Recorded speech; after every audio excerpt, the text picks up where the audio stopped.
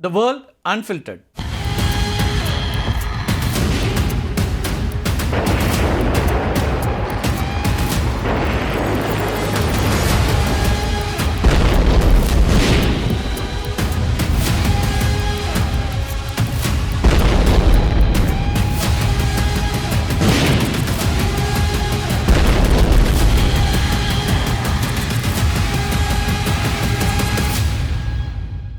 Operation epic ஃபியூரியோடைய ஒரு பகுதியாக அமெரிக்காவும் இஸ்ரேலும் தற்போது ஈரானுடைய நிலத்தடி மிசைல் நகரங்களை தாக்க தொடங்கி இருக்கிறாங்க. முதல் கட்ட தாக்குதலில் ஈரானுடைய தரைப்படை தளங்கள் அழிந்தாலும் இந்த நிலத்தடி நகரங்கள்ல இருந்து ஆயிரக்கணக்கான ஏவுகணைகளை ஏவி இஸ்ரேல் அல்லது அமெரிக்க தளங்களை ஈரானால் மீண்டும் தாக்க முடியும். இதை தடுக்கிறதுக்காக தான் இந்த குறிப்பிட்ட இடங்களை நோக்கி இப்போ இஸ்ரேலும் அமெரிக்காவும் திரும்பி இருக்கு.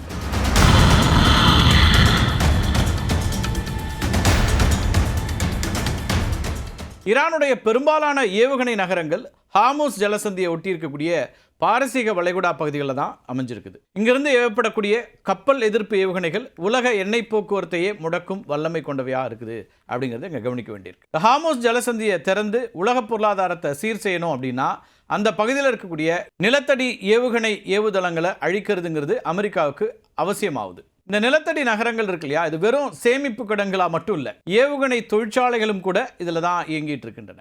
வெளியிலிருந்து உளவுத்துறை கண்காணிக்க முடியாதபடி நிலத்தடிக்குள்ளேயே ஏவுகணைகளை அசம்பிள் செஞ்சு அங்கிருந்தே நேரடியாக மிசைல்ஸை ஏவ முடியும் அப்படிங்கிற அளவுக்கான வசதிகள்லாம் இந்த நிலத்தடி ஏவுகணை தளங்களில் இருக்குது. ஈரானுடைய உயர்மட்ட இராணுவ தலைவர்கள் அது மட்டும் இல்லாமல் தொழில்நுட்ப வல்லுநர்கள் இந்த பாதுகாப்பான நிலத்தடி நகரங்கள்லேருந்து தான் போரை வழிநடத்துகிறாங்க. அலி லாரிஜானி போன்ற தலைவர்கள் கொல்லப்பட்ட பிறகு எஞ்சி இருக்கக்கூடிய தலைவர்கள் இந்த மாதிரியே இருக்கக்கூடிய மிசைல் நகரங்களில் தஞ்சம் புகுந்திருக்கலாம் அப்படின்னு அமெரிக்கா நினைக்குது. தலைமையை முடக்கிறதுக்கு இந்த இடங்களை குறிவைத்து தாக்குதல் நடத்தப்பட்டு இருக்கு. ஈரான் தன்னுடைய மிசைல் நகரங்களை வெல்ல முடியாத கோட்டைகள் அப்படின்னு சொல்லி வருது. ஈரானுடைய நிலத்தடி மிசைல் நகரங்கள் குறித்து இந்த வீடியோவில் நம்ம கொஞ்சம் விரிவாக பார்த்துடலாம்.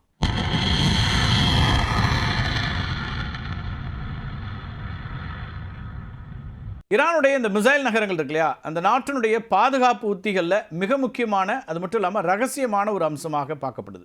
இந்த சுரங்கங்கள் வெறும் ஏவுகணை சேமிப்பு கிடங்குகள் மட்டும் இல்லை, மலைகளுக்கு அடியில் சுமார் 500 மீட்டர், அதாவது 1640 அடி ஆழத்தில் அமைக்கப்பட்டிருக்கக்கூடிய முழுமையான இராணுவ நகரங்கள் அப்படின்னே சொல்லலாம். அமெரிக்காவுடைய பங்கர் பஸ்டர் போன்ற சக்தி வாய்ந்த குண்டுகளிலிருந்து தற்காத்து கொள்ளக்கூடிய வகையில் கடினமான கிரனைட் பாறைகளுக்கு அடியில் அமைக்கப்பட்டிருக்கின்றன இந்த மாதிரியான நகரங்கள். பல கிலோமீட்டர் நீளம் இருக்கக்கூடிய இந்த சுரங்கங்களில் ஏவுகணைகளை ஏற்றிச் செல்லக்கூடிய பிரம்மாண்டமான டிரான்ஸ்போர்ட்டர் எரெக்டர் லான்ச்சர் வாகனங்கள் தடையின்றி இயங்கக்கூடிய வசதியும் இருக்கிறது. ஈரானுடைய அனைத்து மாகாணங்களிலும் இத்தகைய நிலத்தடி தளங்கள் இருப்பதா சொல்லப்படுது. இதில் முக்கியமான ஒன்று கொராமாபாத் அப்படிங்கிற ஒரு இடம். இது லொரஸ்தான்கிற ஒரு மாகாணத்தில் இருக்கக்கூடிய ஒரு இடம். இதுதான் ஈரானுடைய மிகப்பெரிய நிலத்தடி ஏவுகணை தளம் அப்படின்னு கருதப்படுது. இங்கு ஷஹாப் 3 போன்ற நடுத்தர தூர ஏவுகணைகள் நிறுத்தி வைக்கப்பட்டிருக்கின்றன. ஷஹாப் 3 பற்றி நம்ம ஏற்கனவே காணொலிகளில் வெளியிட்டிருக்கிறோம். இந்த மிசைல் ஈரானுடைய ஒன் ஆஃப் த ஸ்ட்ரென்த்ஸ்னு சொல்லலாம். ஜாக்ரோஸ் மலைத்தொடர், ஜாக்ரோஸ் மவுண்டைன்ஸ்னு இருக்குது. அந்த மலைத்தொடருக்கு நடுவில் அமைந்திருக்கிறதுனால இயற்கையாகவே ஒரு பாதுகாப்பான அரணா விளங்குது. இதனாலேயே ஈரான் தன்னுடைய மிக முக்கியமான ஏவுகணை தளங்களை அமைக்கிறதுக்கு இந்த இடத்தை தேர்ந்தெடுத்திருக்கு. இந்த நிலத்தடி நகரங்களில் ஏவுகணைகள் எப்போதும் செங்குத்தாக ஏவுவதற்கு தயார் நிலையிலேயே வைக்கப்பட்டிருக்கின்றன. இது வான்வழி தாக்குதல் நடக்கும்போது சில நிமிடங்களில் பதிலடி கொடுக்கறதுக்கு ஈரானுக்கு உதவக்கூடியதாக மாறி இருக்கு. ஒரு ஏவுகணை ஏவப்பட்ட பிறகு ஒரு மிசைல் லான்ச் பண்ணிட்டாங்கன்னா அடுத்த மிசைலை தானியங்கி முறையில் அதே இடத்துக்கு கொண்டு நிறுத்தக்கூடிய கன்வேயர் பெல்ட் போன்ற தொழில்நுட்பத்தையும் கூட ஈரான் இங்கே பயன்படுத்துறதா சொல்லப்படுது. கொராமாபாத் தளத்தில் இருக்கக்கூடிய மிசைல்ஸ் முக்கியமாக நடுத்தர மற்றும் நீண்ட தூரம் பாயக்கூடிய திறன் கொண்டவை. இதில் ஷஹாப் 3 2000 கிலோமீட்டர் வரைக்கும் பாயும். ஷஹாப் 3 ஏவுகணை திரவ எரிபொருளை பயன்படுத்தக்கூடியது. இஸ்ரேல் மற்றும் சவுதி அரேபியானுடைய எந்த பகுதியையும் கொராமாபாத்திலிருந்து தாக்க முடியும். ஷஹாப் 3 மட்டும் இல்லை, QAM-1 ஃபட்டா-1 போன்ற அதிநவீன ஏவுகணைகள் இங்கே வைக்கப்பட்டிருக்கின்றன அப்படின்னு வரக்கூடிய செய்திகளை பார்க்குறோம். இந்த ஏவுகணைகள் தான் தற்போதைய மோதல்களில் ஈரானுடைய மிகப்பெரிய ஆயுதமாக கருதப்படுகிறது. இந்த ஏவுகணைகளுடைய வேகம் மற்றும் வான்வெளியில் திசையை மாற்றக்கூடிய திறன் காரணமாக அமெரிக்காவுடைய பேட்ரியாட் போன்ற பாதுகாப்பு அமைப்புகளே திணறுகின்றன. ஈரானுடைய இந்த ஏவுகணை தொழில்நுட்பங்களுக்கு எதிராக அமெரிக்காவும் இஸ்ரேலும் தற்போது அயன் பீம் லேசர் தொழில்நுட்பத்தை பயன்படுத்திட்டு இருக்கிறாங்க. இது ஏவுகணைகளை வானத்திலேயே லேசர் மூலமாக எரிச்சிடும்.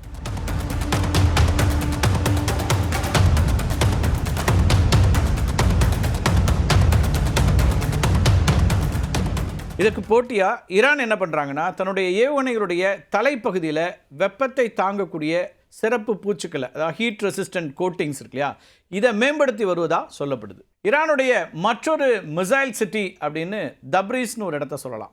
கிழக்கு அசர்பைஜான் மாகாணத்தில் இது இருக்குது. ஈரானுடைய 2வது பெரிய தளம். கொராமாபாத் போலவே இங்கும் மலைகளுக்கு அடியில் பிரம்மாண்டமான ஏவுகணை தளங்கள் இருக்கின்றன. இந்த மிசைல் சிட்டி இருக்கு இல்லையா, இது வடமேற்கு ஈரானில் அமைந்திருக்கிறதுனால இதனுடைய இருப்பிடம் மிகவும் முக்கியமானதாக பார்க்கப்படுது. இங்கிருந்து ஏவப்படக்கூடிய ஏவுகணைகள் இஸ்ரேல் மட்டும் இல்லாமல் கிழக்கு மற்றும் மத்திய ஐரோப்பாவுடைய சில பகுதிகள் வரைக்கும் பாயக்கூடிய அளவுக்கான திறன் கொண்டவையாக இருக்கின்றன. இதன் காரணமாக ஈரானுடைய ஏவுகணை திட்டத்தில் தப்ரீஸ் ஒரு முதுகெலும்பாக கருதப்படுதுன்னே பார்க்கலாம். தற்போதைய போரில் தப்ரீஸில் இருக்கக்கூடிய ஏவுகணை பிரிவுகள் மற்றும் வான் பாதுகாப்பு அமைப்புகள் கடுமையாக தாக்கப்பட்டிருக்கின்றன. செயற்கைக்கோள் படங்கள் படி பார்த்தோம்னா இங்கே இருக்கக்கூடிய நிலத்தடி சுரங்கங்களுடைய நுழைவு வாயில்கள் தகர்க்கப்பட்டிருக்கிறதா தெரியுது.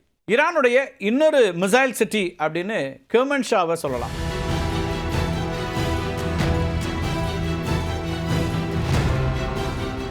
இஸ்ரேல் மற்றும் வளைகுடா நாடுகளை இலக்கு வைப்பதற்கு ஏற்ற இடத்துல இந்த சிட்டி அமைஞ்சிருக்கு. இங்கே பஞ்ச்பெலே அதே போல் கெனிஸ்ட் போன்ற தளங்கள் இருக்கின்றன.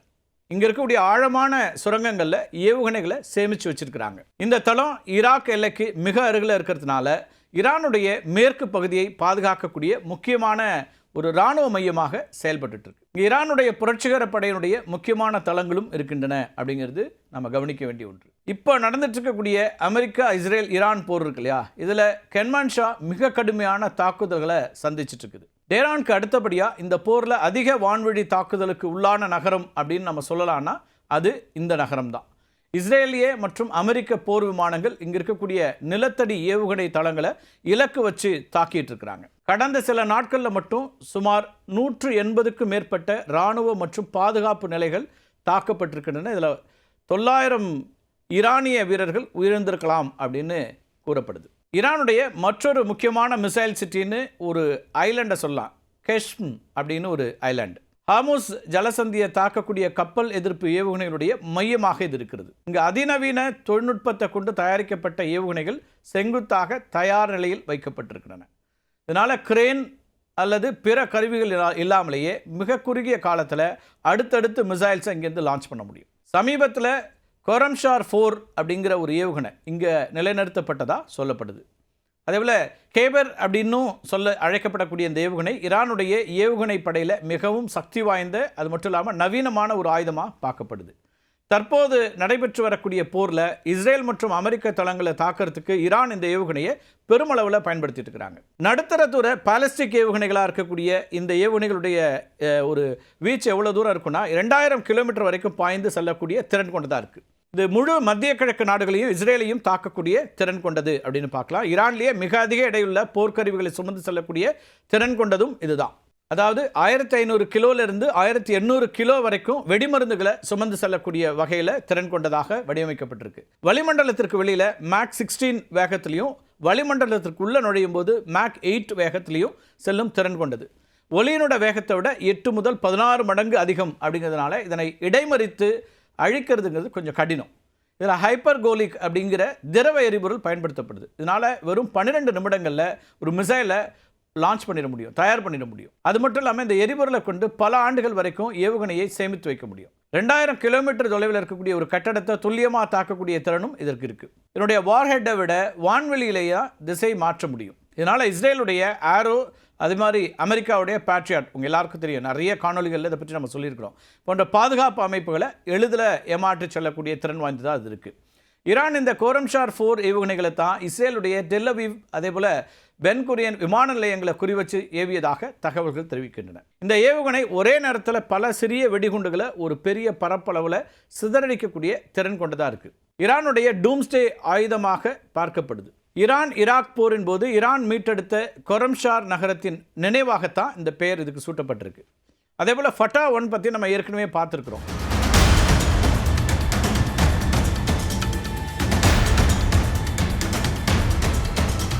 பட்டாவன் போன்ற ஒலியை விட பல மடங்கு வேகத்தில் பாயக்கூடிய மிசைல்ஸும் இந்த நிலத்தடி நகரங்கள் இருக்கிறதா ஈரான் அதிகாரப்பூர்வமாக அறிவிச்சிருக்கு. தற்போது அமெரிக்கா மற்றும் இஸ்ரேல் படைகள் இந்த நிலத்தடி தளங்களுடைய நுழைவு வாயில்களை இலக்கு வச்சு தாக்கிட்டு இருக்கிறாங்க. இது மட்டும் இல்லாமல் ட்ரோன்களை பயன்படுத்தி இந்த நிலத்தடி நகரங்களுடைய நுழைவு வாயில்களை 24 மணி நேரமும் கண்காணிச்சுட்டு இருக்கிறாங்க.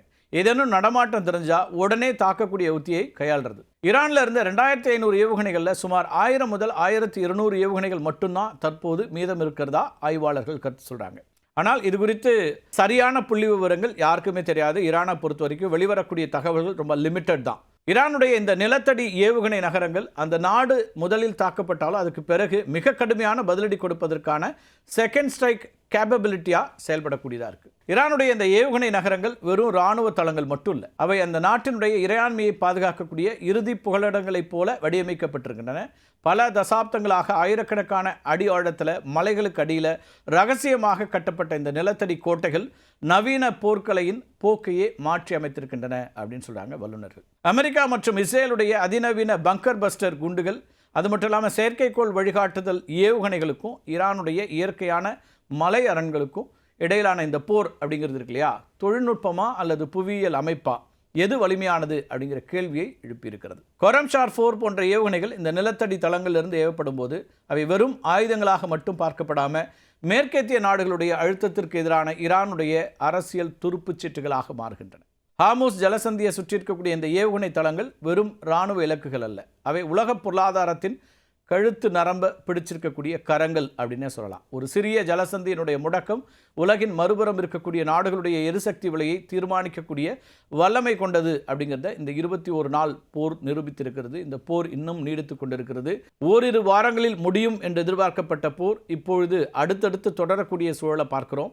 நேற்றைக்கு இஸ்ரேல் ஈரான் மீது தாக்குதல் நடத்தியிருக்கிறது. ஈரானுடைய எரிபொருள் இடத்தின் மீது தாக்குதல் நடத்தப்பட்டிருக்கிறது. அதே போல ஈரான் கத்தாரில் இருக்கக்கூடிய LNG ஆலையின் மீது தாக்குதல் நடத்தியிருக்கிறது. இது இன்னும் போர் பதற்றத்தை அதிகரித்திருக்கிறது.